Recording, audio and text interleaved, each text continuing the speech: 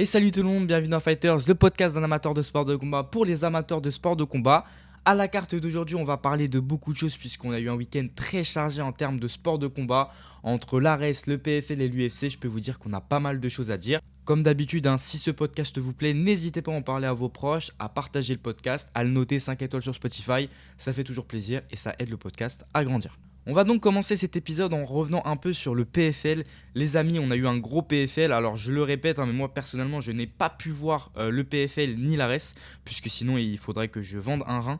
Donc c'est pas encore prévu. Par contre, forcément, comme tout le monde, on a pu voir un peu les highlights de ce qui s'est passé. Grosse carte, le PFL était à Lyon.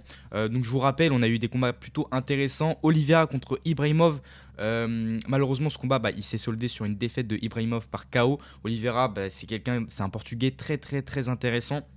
Son dernier combat, c'était un KO par coup de coude retourné. Oliveira devait prendre de base Baris Adigüzel, mais finalement ce combat a été annulé. Baris Adigüzel avait pris un autre adversaire, c'était lors du PFL Nantes. Et donc là, Oliveira, c'est quand même très compliqué. Ibrahimov, forcément, je pense que vous le connaissez, c'était un Belge qui est plutôt présent dans la sphère francophone.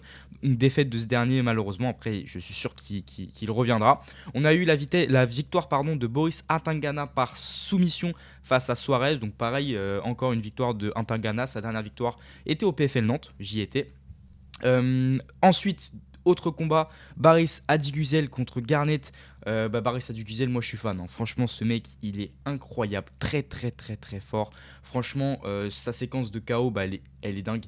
On se croirait vraiment dans DBZ. Les coups sont précis, sont rapides. Il fait du corps, de la tête, il revient, il remonte, il sonne complètement Garnett. Enfin, c'est vraiment dingue. De toute façon, là, je fais des petites reviews parce que, comme je vous ai dit, j'ai pas pu voir les combats entiers comparé à l'UFC. Donc n'hésitez pas à regarder au moins les séquences des finishes parce que c'est vraiment dingue. Et surtout pour le coup la séquence de Adigüzel parce que vraiment c'est dingue. Il arrive à remonter à la tête, il met un uppercut au corps, il revient. Enfin c'est vraiment dingue. Ensuite on a eu le combat de Lapillus contre Gittins. Lapillus a gagné par décision. On a eu le main event je pense pour beaucoup de personnes. C'était Patrick Abiroha contre Kevin Jousset. Que dire à part que Abiroha a gagné par KO face à Kevin Jousset. Abiroha qui est belge mais qui est très présent aussi dans la sphère francophone. Franchement les amis, ce jeune commence à poser problème. Vraiment c'est dingue quoi. Ce qu'il a fait c'est vraiment dingue. Mettre KO Jousset. Alors c'est pas du tout pour manquer de respect à Jousset, mais moi je suis pas trop fan de ce combattant. Je parle pas de la personne, je parle vraiment de ce combattant. Je le trouve. Alors il a un excellent bagage en judo, ça par contre c'est évident, on l'a vu sur ses combats qu'il est vraiment très fort. Par contre en striking c'est vraiment pas ça du tout. Il est vraiment très très raide et ça on l'avait vu sur ses derniers combats, notamment lorsqu'il avait affronté Brian Battle lors du deuxième. Enfin ouais c'était l'UFC Paris de l'année dernière il me semble ou d'il y a 2 ans. Enfin, en tout cas, voilà, c'est quelqu'un qui est très très raide et du coup, face à Abiroha qui a une patate des enfers, vaut mieux pas rester dans l'axe. Et là, malheureusement, c'est exactement ce qui s'est passé. La séquence du KO, enfin du finish, intervient lorsque Abiroha met un jab cross. Voilà, c'est entre un jab et un trop crochet, c'est du bras avant qui fait complètement tomber Jousset. Après, Abiroha, voilà, il essaye de saisir l'opportunité en infligeant un gros ground and pound. Ce qu'il arrive à faire, au début, Jousset est là, puis à un moment, il se prend un bras arrière. Abiroha arrive à se décaler pour ouvrir un peu plus l'angle, et là, il le finit vraiment, et Jousset est complètement out. Donc gros finish de Abiroha qui montre encore une fois que c'est quelqu'un de très fort. Franchement là, en plus c'était en welterweight, donc c'était même pas dans sa catégorie. Il a dû monter pour affronter Jousset et ça a été une montée réussie. Il avait même pris un gros gap physique également.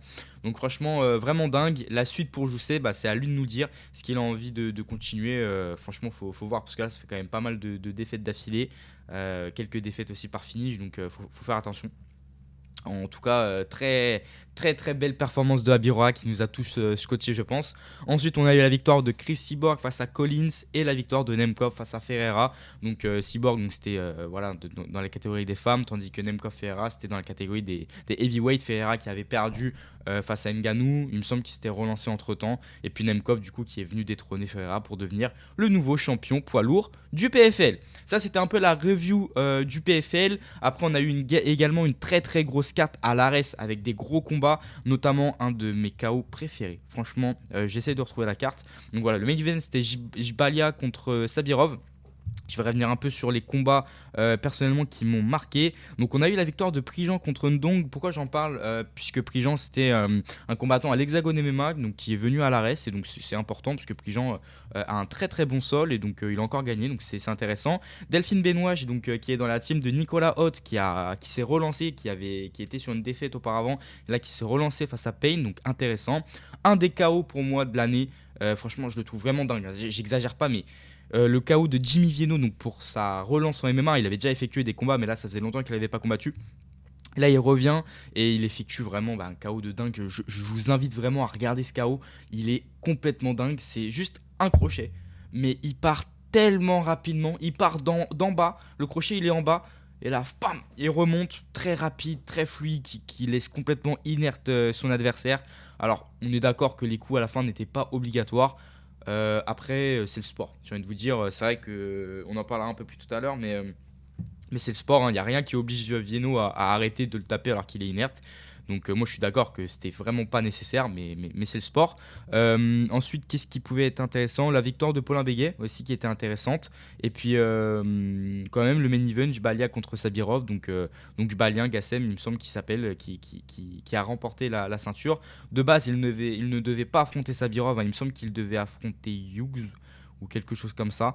J'ai pas envie de dire de bêtises. En tout cas, il a réussi à gagner ce combat, donc très intéressant. En tout cas, essayez de voir, s'il vous plaît, le KO de Jimmy Vienno, vous m'en direz des nouvelles. Maintenant, on va pouvoir parler de l'UFC. Alors, j'ai pas envie de faire chuter mon watch time, mais c'est vrai que c'était clairement pas le meilleur UFC de l'année. J'ai vraiment pas très très kiffé. Il y a eu quelques combats intéressants, mais aussi beaucoup de combats vraiment pas dingues. On va en parler, pas de tous, parce que sincèrement, il y a des combats que j'ai. Le combat de Almeida contre Ole Kouchouk, on va en parler vraiment vite fait parce que c'était dur, c'était vraiment dur. On va commencer avec le combat de Royval contre Capé. On va quand même partir du main event jusqu'au dernier combat de la main card. Royval contre Capé. Royval, il me semble, son dernier combat, c'était donc face à Joshua Van, il me semble. Joshua Van qui a donc remporté la ceinture par blessure de Pantoja c'était la semaine dernière ou il y a 2 semaines. Donc là, il revenait face à Manel Capé, donc un Portugais, Manel Capé qui tape très très fort. Je me rappelle plus de son dernier combat, j'ai pas envie de vous dire de bêtises. En tout cas, c'était très intéressant. On a eu un finish sur le premier round. J'avais noté que Royval était bien entré dans le combat. Royval, c'est quelqu'un qui n'a pas forcément le knockout power. Par contre, il a un très gros pressing et un gros débit de coups. Et donc là, on l'a vu, c'était surtout sur ses middle. Franchement, il enchaînait très très bien les middle, que ce soit middle avant, middle arrière. Et elle ressortait, il enchaînait, il faisait des feintes. C'était vraiment très très intéressant.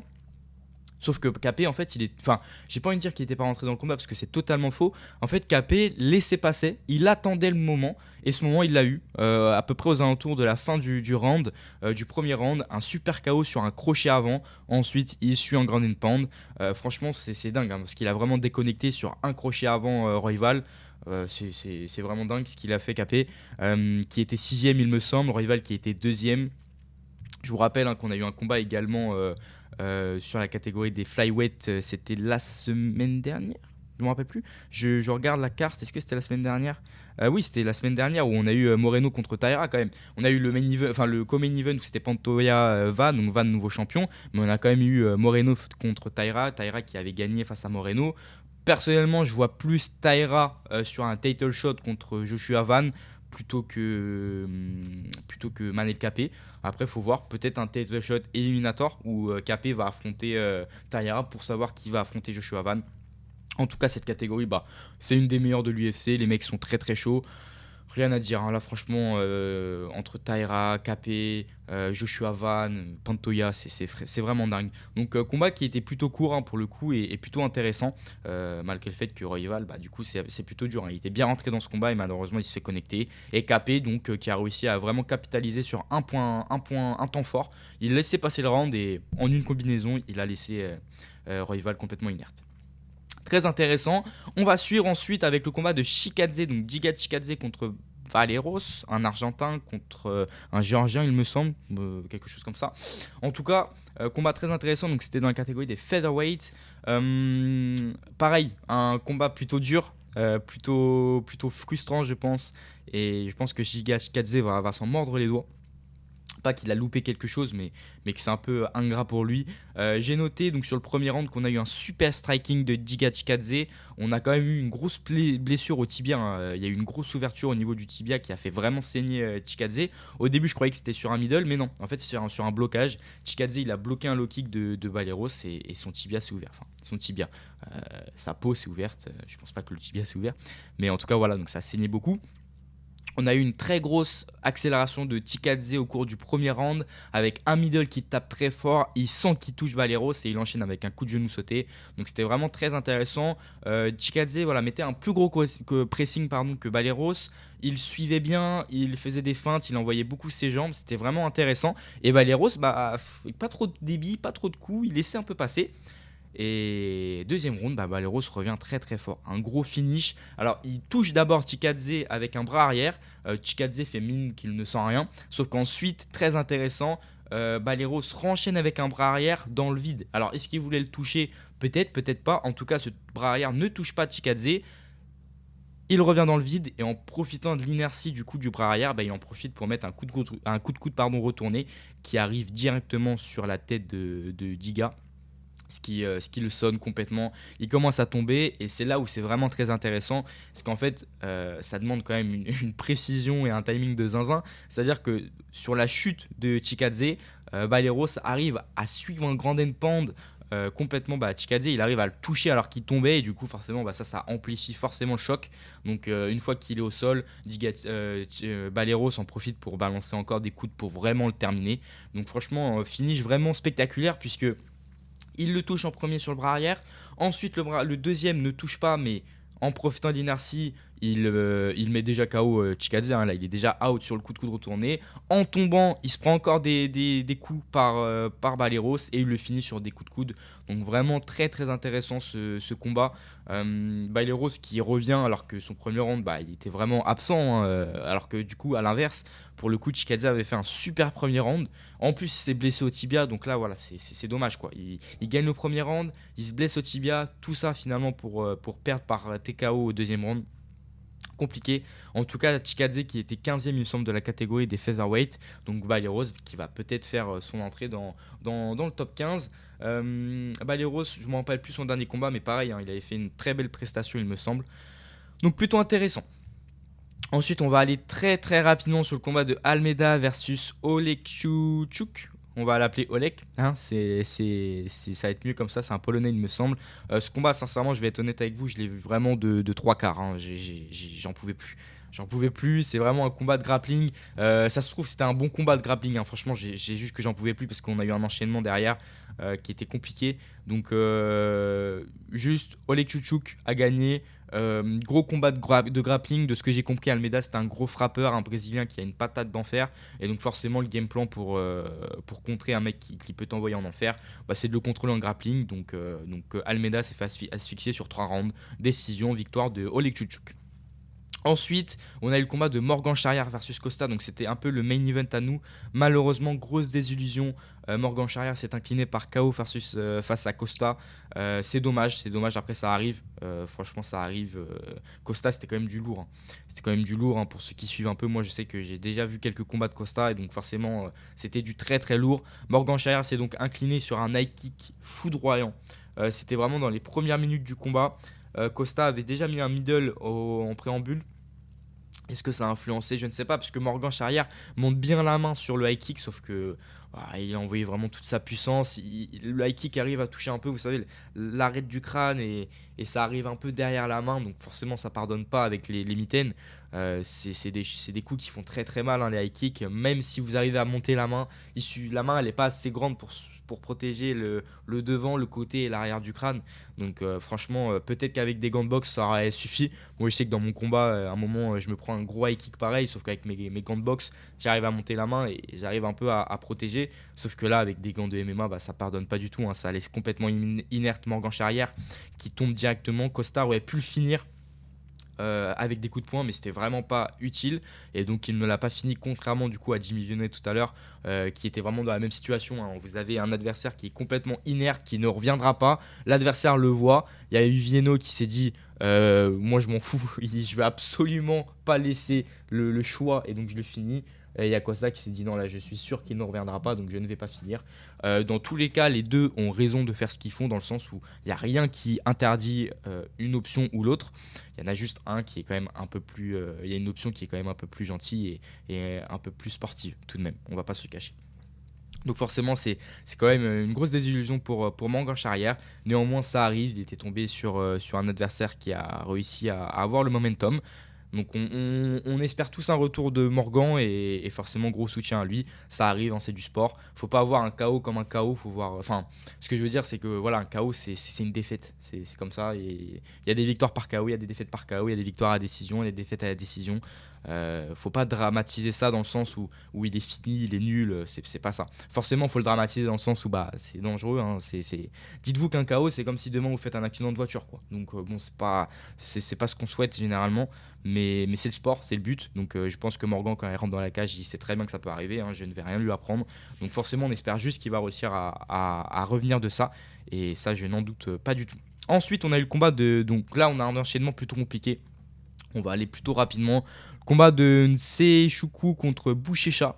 Nzeshuku contre Bouchecha, donc c'était en heavyweight, je vous l'ai peut-être pas dit, mais Morgan Charrière versus Costa c'était en featherweight, donc dans la catégorie de Alexander Volkanovski.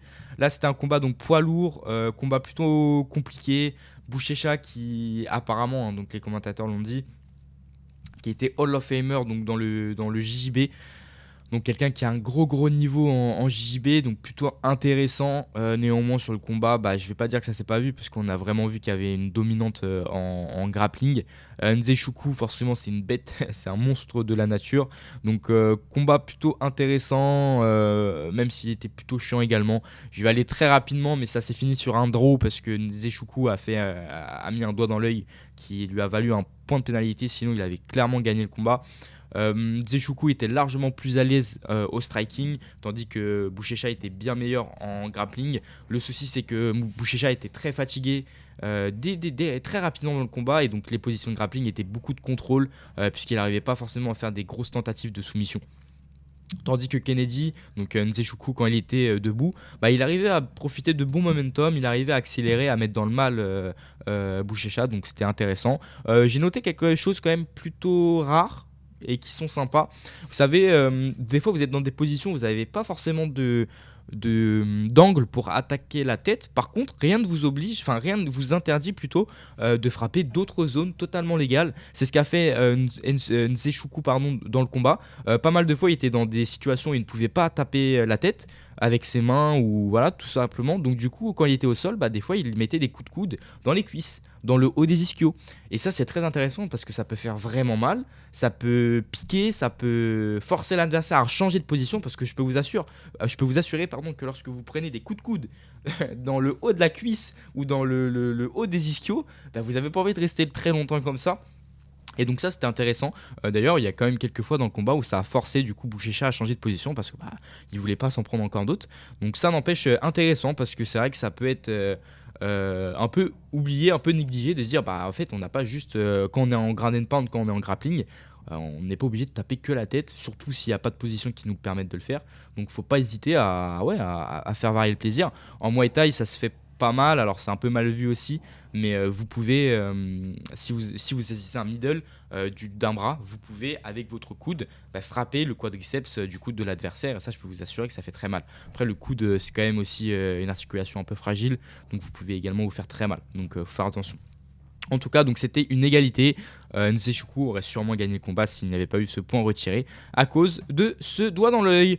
Dernier combat de la main card, donc c'était le tout premier combat de Green versus Gibson Jr. en catchweight en 73 kg, de base c'était en 70 kg. Bobby Green, qui s'appelle King Green, moi je suis pas trop fan de ce combattant, enfin il est marrant en fait, il est très marrant comment il combat, mais il peut pas combattre, en fait il combat, je sais pas, c'est très bizarre, hein. Vous avez juste à regarder ce combat et vous verrez de quoi je parle. Gibson est juste passé à côté de son combat. C'est dommage parce que je pense qu'il y avait largement mieux à faire contre King Green. Après, Gibson, c'était son premier combat, je crois, à l'UFC. On lui envoie Green dès le début. C'est pas forcément évident parce que Green, c'est quand même quelqu'un qui a beaucoup de bouteilles, beaucoup d'expérience, qui a l'habitude de combattre et de faire des gros combats. Donc, Donc voilà, quand même, c'est pas rien. En plus, il a un style de combat vraiment très très atypique, hein. Je vous l'ai dit, regardez ses combats et vous verrez de quoi je parle. La garde est quasiment absente, hein, c'est-à-dire que les bras sont bas. Forcément, c'est déroutant pour les coups de poing, parce que vu que les bras pardon, sont très bas, ils partent de très bas et donc on les voit pas forcément venir. C'est ce qui est arrivé pas mal de fois, ou notamment avec le bras arrière que Gibson se prenait souvent, ou avec des crochets. Ouais, c'était un combat plutôt soporifique, hein. On avait Green qui imposait son rythme, mais vu que c'était un rythme très nonchalant, pas avec pas beaucoup de variations de rythme, bah du coup ouais, c'était plutôt chiant comme combat. Comme je vous l'ai dit, c'était pas un UFC vraiment très palpitant. En tout cas, Green a gagné, hein, à la décision face à Gibson. Gibson qui passe un peu à côté de son combat. Green qui a réussi à toucher un peu plus que Gibson, hein, tout simplement. Mais on peut pas dire que c'était un combat exceptionnel. Ça c'est clair. Donc c'était tout, hein, pour cette UFC. C'était un UFC Vegas, hein, donc c'était pas un UFC numéroté. Le dernier UFC c'était la semaine dernière, il me semble. Donc voilà, on finit l'année sur une note plutôt décevante sur cette UFC, hein, mais bon, on a quand même eu un énorme UFC la semaine dernière, il y a 2 semaines également. Enfin, on a eu un gros mois. Et puis ce qui a compensé, c'est surtout tous ces événements aux alentours, hein. L'Ares qui a été incroyable, le PFL également avec des gros combats, des grosses surprises. Moi je vous l'ai dit, hein, le Abiroa KO, le Vienno KO, le Hadi Güzel, enfin franchement c'était quand même des gros combats. Donc j'espère que vous avez pu voir ça, que vous n'êtes pas passé à côté de trop de dingueries, parce que en tout cas si vous êtes passé à côté, bah c'est le moment de regarder, c'est le moment de regarder ça clairement. C'était vraiment dingue tout ça. Donc très très intéressant. En tout cas c'était le dernier UFC de l'année, on n'aura plus d'autres UFC.